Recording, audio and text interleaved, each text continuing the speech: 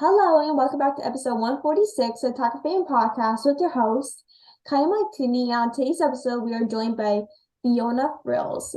She's a founder of Frilliance. Is that right? Frilliance?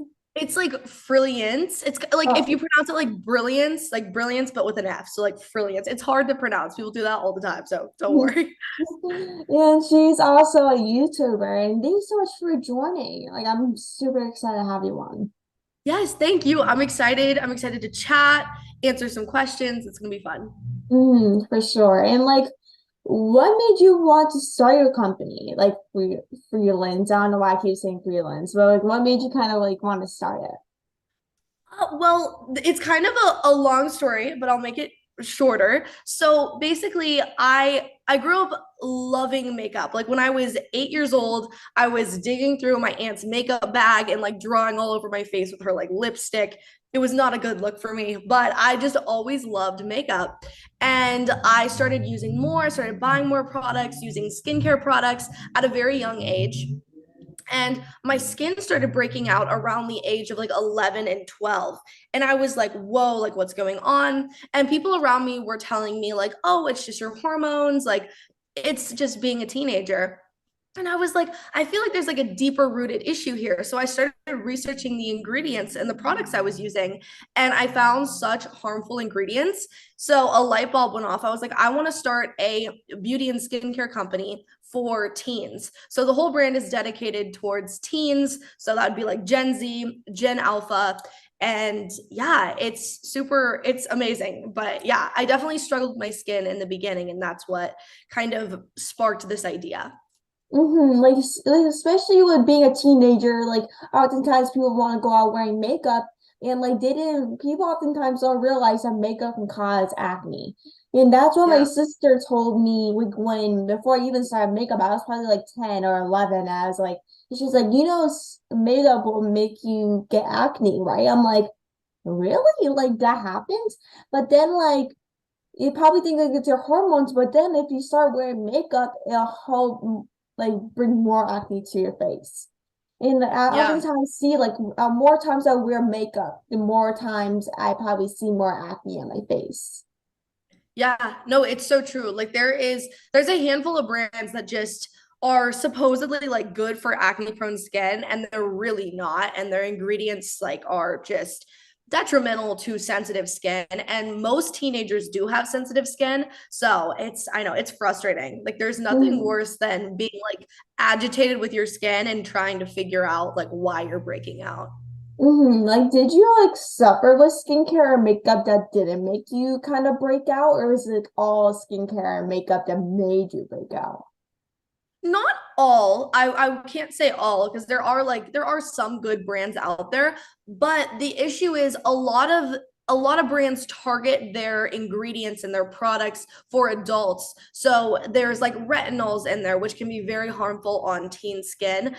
There's a few brands that are very popular right now, and they are definitely targeted towards like an older audience, but a younger audience is buying them, and it can like create so much skin irritation, like rashes, like puffiness, swelling, itchiness. Like there is a lot of brands that just use ingredients that aren't good for that young skin. So our products incorporate very clean, simple products and ingredients so it doesn't like agitate that young skin, because there's some ingredients that I'm just like, no, no, no, like a kid should not be using that. Like, what are some products that you think are like that? Like, oh, kids shouldn't be using it because I know some companies usually are like, oh, like people go buy my products because it's so popular. Like, what do you think? There's some brands that kind of do that. God, I don't want to like throw shade at these brands, but I'll like say a few. Most of them are like very large brands. There's one that isn't so large, but Neutrogena, Clean and Clear, um, Cetaphil, CeraVe, which are all like supposedly good for sensitive teen skin. But Mhm. with like my research and other people's research, there's a lot of different opinions online about those like brands, but they just don't use high quality ingredients. And I just don't think that they're good for teen skin. And then another brand, which is more of a luxury brand, is Drunk Elephant. Their products are honestly pretty good overall, but they're targeted towards like a 30 plus old person. And a lot of young people are using it because it's super trendy right now. And I've heard horror stories about kids' skin like getting super puffy, itchy, having like reactions. So yeah, those are a few brands, but I like, I mean, to each is their own. If that works for you, then keep using it. But I think in the end, it's not the best for your skin. And like your makeup company is featured at Walmart and CVS stores. Like, what was it like to kind of launch it into like big kind of stores like Walmart and CVS?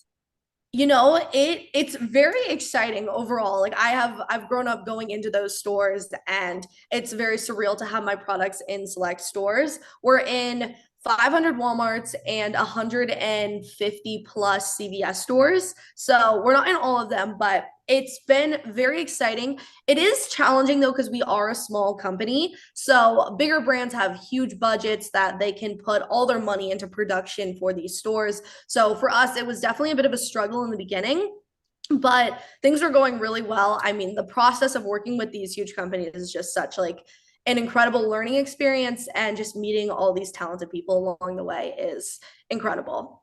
And do you like do all this yourself, or do you have like a full team like with you? I don't have a full team. In the beginning, it was just me and my mom. And that was like, I mean, really right now, it's still me and my mom. Like we're like the main people who like do everything.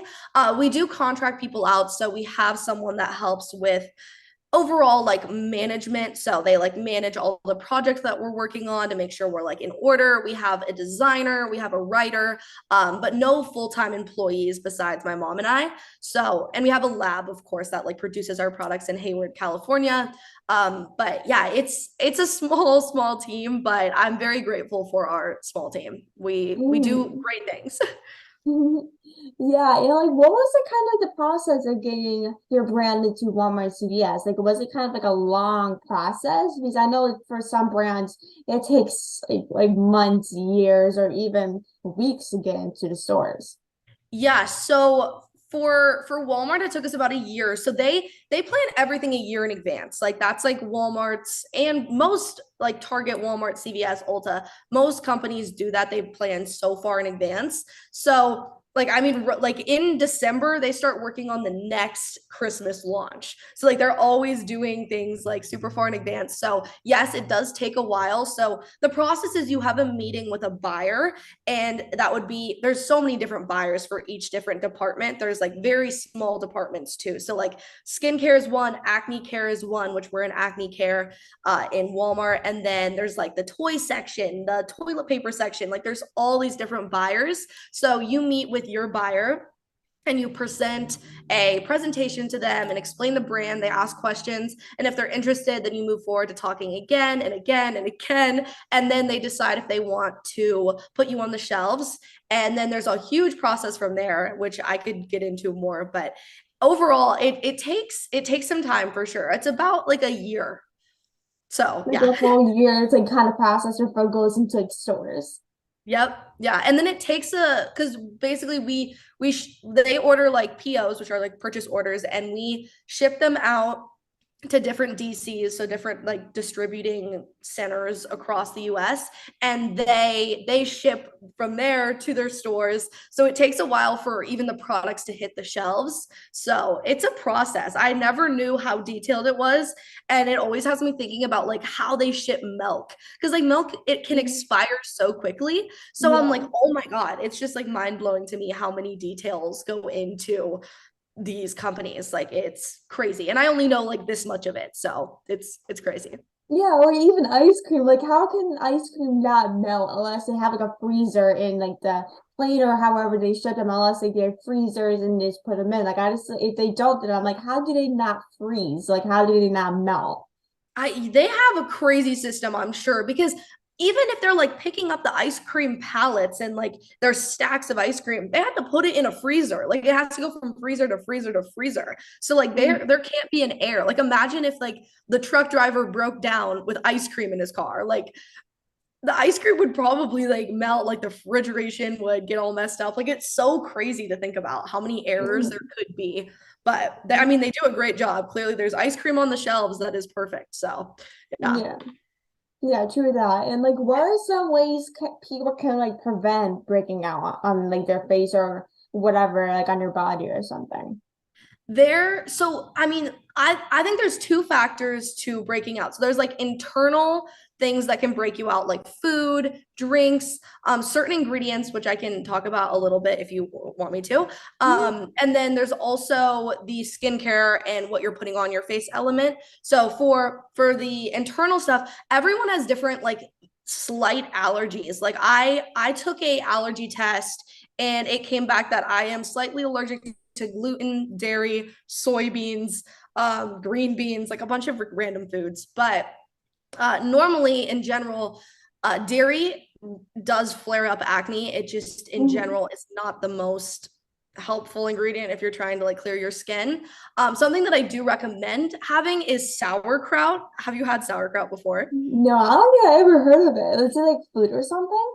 It is. It's a different kind of taste. So it's pickled cabbage. So it's like fermented. So there's a lot of like good like bacteria. I hate the word bacteria, but they call it good bacteria. And it helps like with your gut. It helps just overall with your like immune system and everything. And I've noticed a huge difference when I'm eating sauerkraut with my skin. So a lot of like fermented foods, things that are gut healing will help your skin.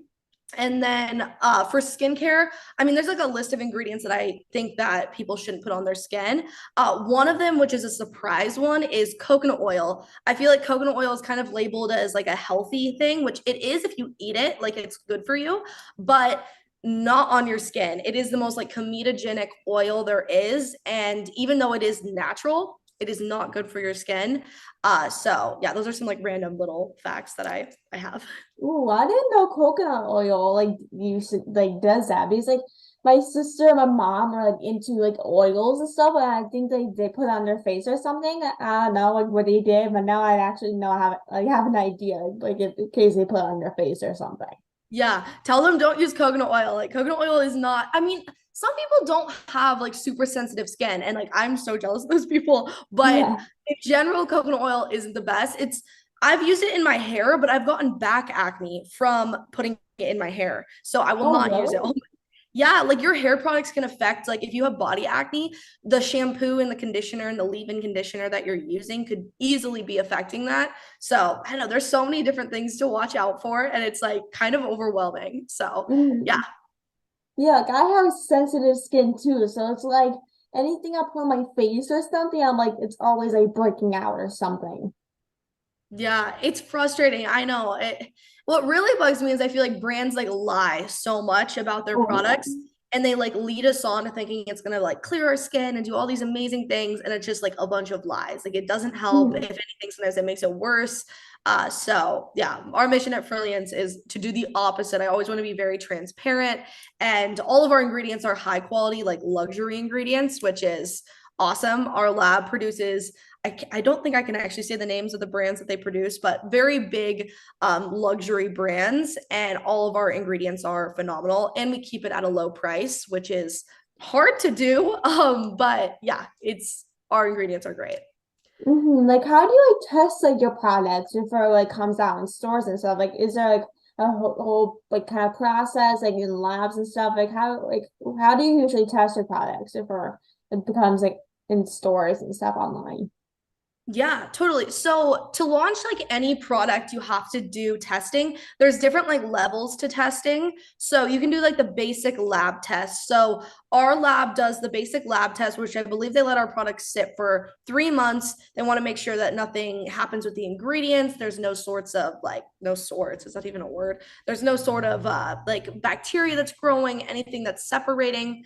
And then we also have our lab ship it to a different testing facility, which tests for non-comedogenic, which means it won't clog your pores, cruelty-free testing, which our lab is completely cruelty-free. I like go up there like decently often, and my mom does. And then they also test for dermatology testing. So they run a bunch of different tests in these labs, and they have no guarantee that, like, it will come back like good. So you could create a whole product and it wouldn't be good. That's never happened to us, so that's really good. But yeah, all of our products are non-comedogenic tested, hypoallergenic tested, dermatology tested, and cruelty-free tested. So yeah. Mm. Yeah, it's like it seems like it's like tested for everything, right? Yeah, it basically, I'm sure there's probably other ones that we could do, but those are like the most important to me. So, yeah, and it's expensive to do testing. You have to spend a lot of money, Oh, like thousands of dollars for each oh, product. really? It costs that much? Yes. Oh, yes. It's crazy. Everything costs so much more money than you think. And it's frustrating. I'm like, oh my God, why is this so expensive? But the testing is for sure worth it, but definitely a bit crazy. I'm like, wow, interesting. Is that for each product or products that you just bring in, like a package or whatever? No, that's for each product. Yeah, Mm-hmm. they do it for each. Yeah, because every single formula is different, so they have to do it for everything, which is crazy. You can sometimes get a bundle deal if you do like five at a time, but yeah, it's expensive for sure. That's actually pretty insane. I didn't think that was like how much like for product stuff. I thought it was probably a couple hundred. Like, Oh, but I to think that wish. they costed that much is actually like surprising to me. Yeah, no, I agree. I was surprised too. I've been honestly always surprised. I feel like this job is like just a constant surprise. I'm like, whoa, this is crazy.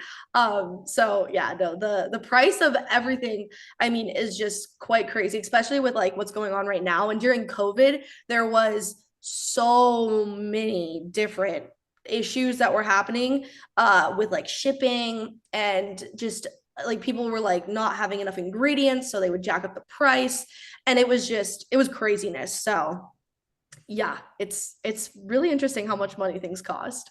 Like, how old were you like when you started this? Like, were you kind of like really young, or how old were you when you started? I was 13, so yeah, I was young for sure. Yeah, definitely a bit of a youngster. I believe I started the idea though when I was 12, and then we launched when I was 13. So I'm now 19, so it's been like 6 years, which is crazy to me. Ooh, that's crazy. Like, you started about like a year before me. I started like everything when I was like 14. So you started earlier than I did. That's crazy. Yeah, no, but congratulations. That's like anyone starting things young, I'm always so happy about. I like think it's just so inspiring, especially like young women. I think it's incredible. Right back at you. And like, what is like your company's kind of mission in the whole business? Like, what do you want people to kind of take away from your business? Overall, I mean, as a kid, I struggled a lot in school with all sorts of different things, and I feel like overall teens out of everyone get put down the most. Their ideas get put down. They're always called just teenagers. Like the amount of time that I've heard that, I'm just like, oh my God, like not again. So my Mhm. whole mission is to bring teenagers up and really inspire them and help them follow their dreams, which I know sounds cheesy, but I really think that there's not enough like help and support for teenagers. So that is Mhm. a huge goal. I'm starting actually like an advisory board. So I really want to bring more teens into the business as I'm getting older because I'm 19 and I always want their teens to be involved in this. So that is a huge mission for me. And overall, just helping with their self-confidence and how they feel about themselves. So it's all about like empowering teens, basically. I love that. And like, you also are a YouTuber as well. Like, how do you kind of find your passion and pursue both your YouTube career and as a founder itself? Like, how do you kind of pursue like your passion and this never stop what you're doing each day? I mean, honestly, like passion is very important. And I also think that discipline is very important. Like, you have to be able to discipline yourself and be like, I need to do this today. I have to do this. I have to keep doing this until I see some sort of like, way it's going. It could be going south, it could be going north, it could be going west, like whatever way it's going.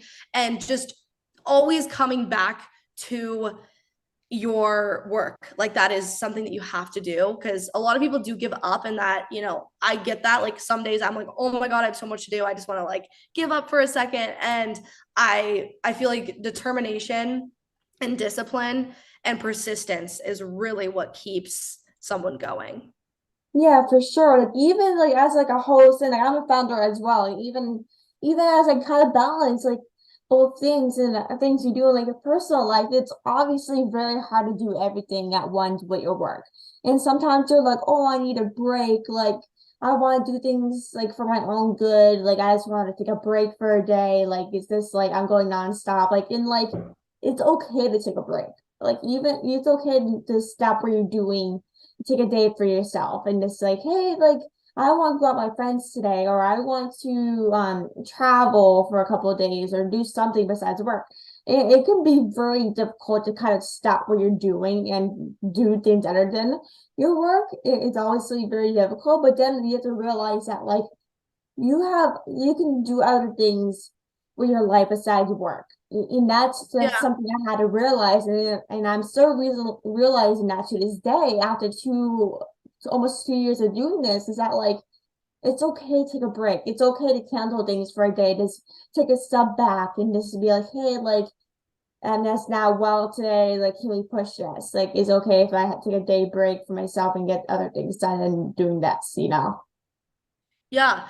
No, I think I feel like it really depends on the person and like and what's going on for them. Like some days like I really do want to take a break and I can't because I have like meetings that I've been waiting for like weeks that I have to do.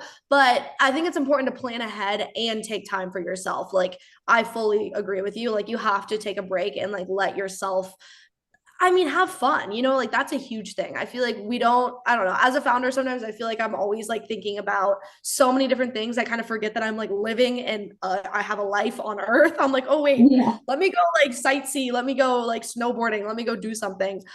So yeah, no, it's very important to, oh my God, sorry. Mm-mm. When I talk too much, my voice will like give out on me for a second. I'm like, no, stop. Yeah, I'm the same But exact way. I'm the same exact way. Don't worry. I know. I'm like, oh God, I talk so much that I think my voice just hates me. It's like, stop talking, please. But yeah, no, I fully agree with you that it's important to take breaks and plan them ahead so you can take time for yourself.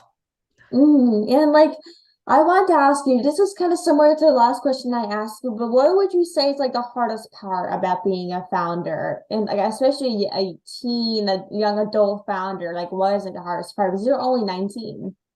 Yeah, yeah, no, I mean, there's a lot of things, honestly, I will say. I think one of them, which I've grown to of like kind of understand more, is kind of being bullied and being looked at differently. Like that is something Mm. that I have never not had. Like I started doing like acting and modeling when I was 8, and then I switched to YouTube, and then I started this brand, and I've always been looked at like the oddball. Like, oh, what is she doing? Like, oh, she's not going to succeed. Oh, she's so weird. Like the amount of times that I got called like the weird YouTuber is insane. Like I can't even count how many times I got called that.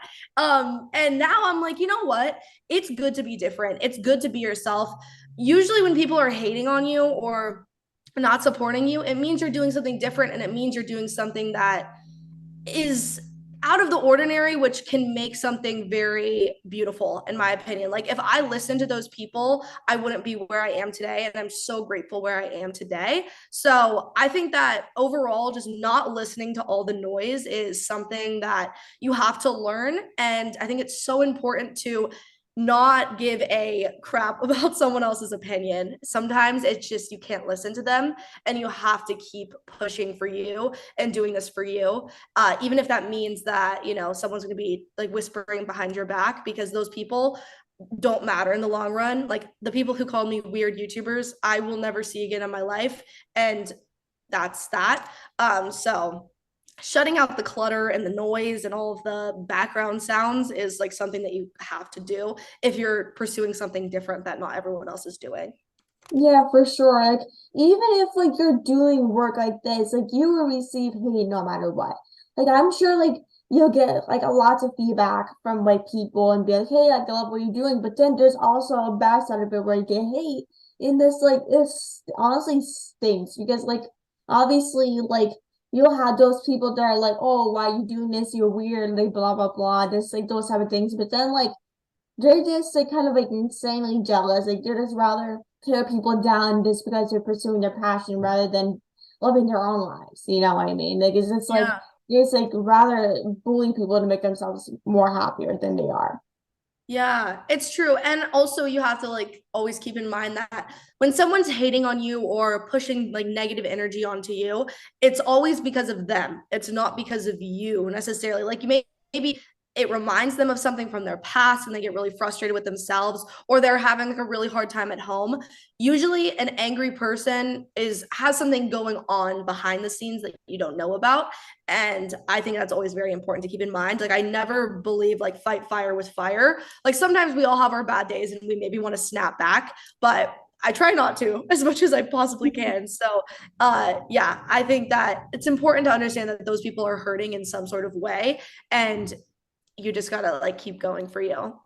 For sure. And like with your YouTube channel, like what type of content do you like usually make on your YouTube channel? Is it like all like kind of beauty tips or what kind of things do you usually post? Well, right now I'm posting only like shorts and TikTok, so YouTube shorts, which are like the shorter version of TikTok. And right now I'm posting like beauty videos, skincare videos. I test a bunch of different things. Like I'll test like random things that I feel like teenagers like to watch. I do a lot of nail videos. I have like an obsession with getting my nails done. So a bunch of like kind of girly-ish content, like hair videos, and just overall lots of testing of different products, like foods, products, places. I just try to like kind of show my life and things I love. So yeah. Amazing. And like the last thing I have for you is what is some advice for kind of founders and YouTubers that are just starting out or I would want to be in that position? Yeah, totally. I say like fully do it. I think it is the most empowering, just beautiful thing to do because you learn so much about yourself. You learn so much, oh my God, English. You learn so much about overall just everything that you are pursuing. And I think that is just so educational and inspiring, just that itself. And also I think it's very important to keep at it, like be consistent. That is something that I think will always outweigh like God, I wait, actually, I'm like not speaking right this second. My brain just like went a whole other place. But basically what I'm trying to say is uh it's important to stay persistent and stay consistent. I think that will always help, and if you don't give up, eventually you're going to succeed. You have to change and Mm. evolve, of course, but I think it's important to stay consistent, and you got this. I feel like overall, like I support you. I don't know what you're doing yet, but I'm excited for you.